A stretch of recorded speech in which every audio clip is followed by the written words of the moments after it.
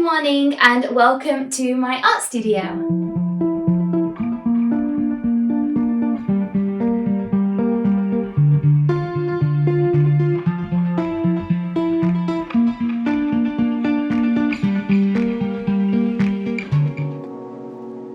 So I thought you could join me in the studio today. I've got a lot of jobs to get done. First of all, it is an absolute mess in here, so I really need to do some tidying up.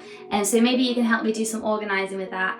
I also have my new collection of paintings to get ready because I am releasing them very shortly and they will be available to purchase. Side note, if you are interested in purchasing an original of the new collection, then I'll pop a link in the description box just below this video. Go and click that and you can join my mail list to get first dibs on the painting. So if there's one that you really like and you'd really like to buy, pop your name on that newsletter list and you will get an email of the day of the release to make sure that you don't miss out. So I'll be showing you all the different paintings in the collection and then showing you some close-ups. And yeah, I've got a lot of tidying to do. As you can see, it's pretty messy and I've got to clear a space, and it's a beautiful day outside. Believe it or not, it was throwing it down with rain about half an hour ago. So the light in here is really beautiful at the moment. So yeah, I'm gonna get a coffee and let's start tidying.